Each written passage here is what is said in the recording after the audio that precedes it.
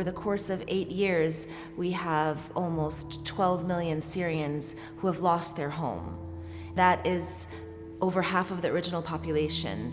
And for people like me, who my whole entire family had to leave to America, we're not refugees, but we've lost our home. We've lost our sense of belonging to a place where I can trace back our history in Aleppo, centuries.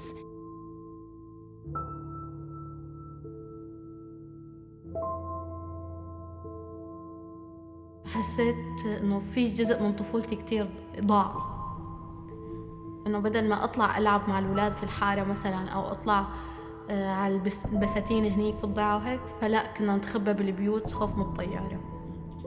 اشتد كتير الضرب لدرجة إنه كل سكان الضيعة طلعوا برا الضيعة، فضبينا أغراضنا وإجت سيارة. بابا كان شخص صديق إله، وصلنا على معبر باب الهواء.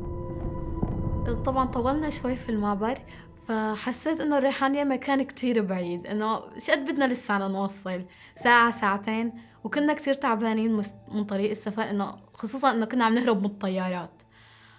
فوقت ما وصلت على الريحانية حسيتها كتير كبيرة وكتير بتضيع الواحد.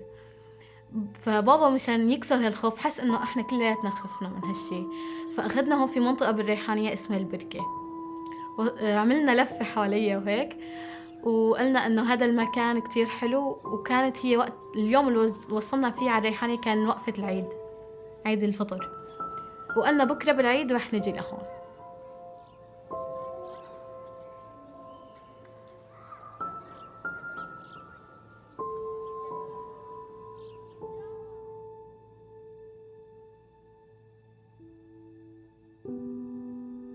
اجى أبي لعندي على اسطنبول شي أسبوعين على أساس هو كمان يدور على الشغل. أنا كنت واجه كتير صعوبة بالشغل، ما كنت متعود، أنا أول مرة عم بشتغل و24 ساعة واقف. كنت عم بشتغل خياط. اجى أبي بلشنا ندور على شغل لإله، فما لقينا شغل، ما كان فيه. وأنا قلت له أبي عم بتعب كتير هون صعب الشغل. فقال لي خلص إذا صعب وهو كمان ما لقى شغل، فقال لي نرجع على الريحانية. رجعنا على الريحانية مع بعض وبلش دور على شغل. اشتغلت كمان بشي شهرين محطة وقود. اتصلوا فيني أهلي قالوا لي تعال بسرعة. قلت لهم خير إيش في؟ قالوا لي تعال أنت هلأ. أجيت أول ما فتحت الباب هيك انصدمت هيك بشوفتهم. قالوا لنا إنه نحن من بيت كرم وجايين إنه لنساعدكم. حكوا لنا شوي عن بيت كرم وشو بيعملوا. قالوا لي حابب تكمل دراستك تروح على المدرسة؟ قلت لهم أكيد حابب أكمل دراستي.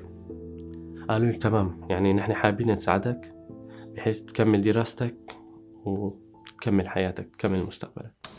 أبحث عنك دوما يا حلمي المختار،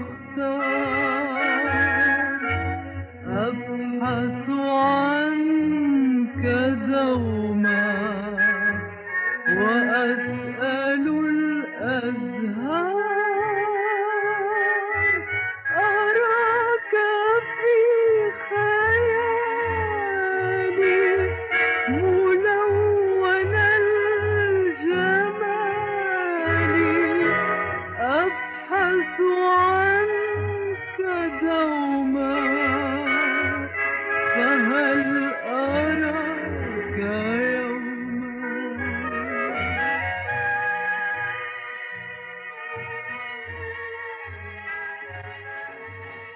This space is really special because we built it with the intention of being able to make an impact on Syrian refugees' lives I've been working on the Syrian crisis since 2011, since the Syrian revolution began, and it quickly turned into a humanitarian crisis. As an organization and as Syrian Americans, we really wanted to help as many people as we could. And that's how our work developed, from being an organization that is reacting to a humanitarian crisis to becoming more and more involved in innovative education and really doing things that we think are extremely important for kids.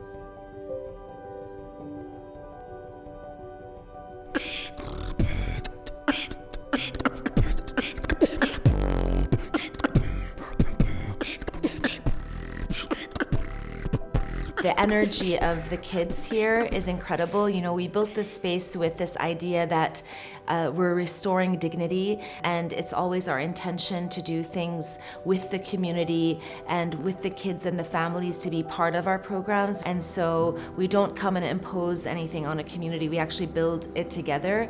And I think the kids really feel that. They feel that this place is for them.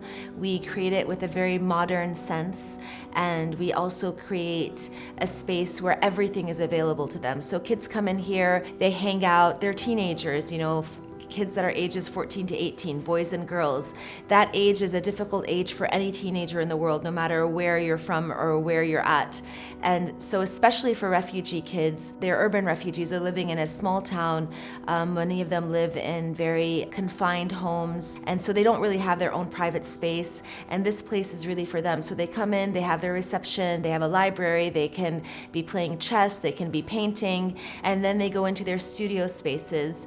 And the studios are really places where they interact with their mentors, and they follow a design-based curriculum that we do in partnership with NuVu Studio, and that is our partner school in Cambridge, Massachusetts, that was founded by my friend Saeed Arida, and we were together at MIT in architecture school, and he went on to create this innovation school in Cambridge, Massachusetts. I think a big reason for starting NuVu in the first place is that the whole focus for me was around creating these amazing educational experiences for the students and basically teaching the creative process through that.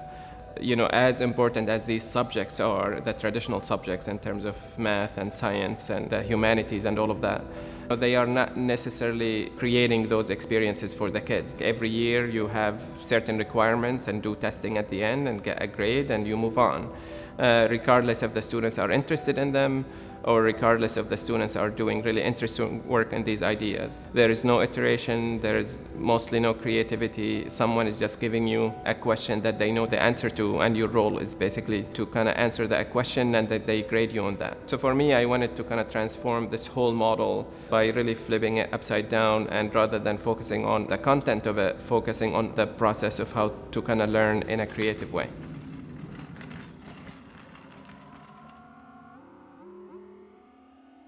We do many things with NuVu Studio, but one of the really amazing things that we do are exchange studios, virtual exchange. And we've been doing that for about a year and a half now. And it's really interesting to see how we have groups of kids here and groups of American kids, either at NuVu Studio or at a NuVu partner school, exchange and work together on a design studio. So one of the first ones that we did was a prosthetic studio. And we had groups of 4 kids, 2 American kids, 2 Syrian kids that worked together to actually design a prosthetic for a real-life case here in Reyhanli. The different things that people think of, oh, you know, that there's like this wall between kids from different parts of the world and their experiences actually becomes something that is overcome, and they're able to collaborate and work together and create something together that's really powerful.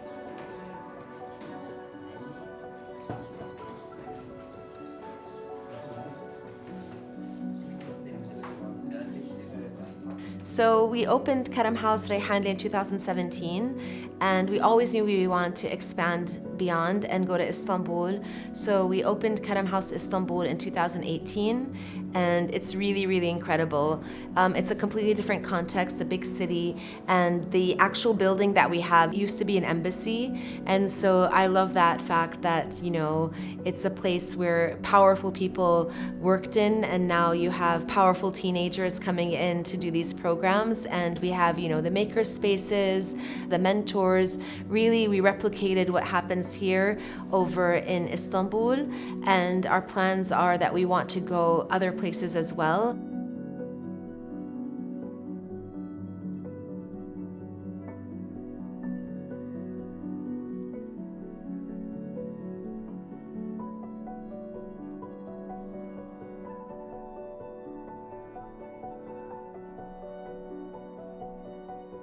It's a really amazing experiment to see what happens when you begin to talk about, you know, kids about making things, their ideas, how to build your idea, and how to actually create a project that serves a social good. And so all of these things teach kids how to work in teams, build their confidence, be able to present their projects orally, in written form, in visual form, and also be able to have agency, which is a huge piece of our program as well. We want kids to be able to realize that yes, you are a refugee, yes, you are a victim of a war, but that doesn't define you. What defines you is what you do. You have a responsibility to do good in your community, no matter who you are. And doing this, basically what you see is the kids transform from, sometimes kids can't even express their idea. Sometimes kids can't stand in a classroom in front of their friends and even say their names and talk about their idea or their even an opinion. And what happens at Karam House is within a few sessions, they begin to stand up and they explain their idea, they explain their design, they begin to discuss and talk about ideas, and these things start to happen. And when you do that over and over again, then you're seeing kids walking very confidently, knowing their place in the world.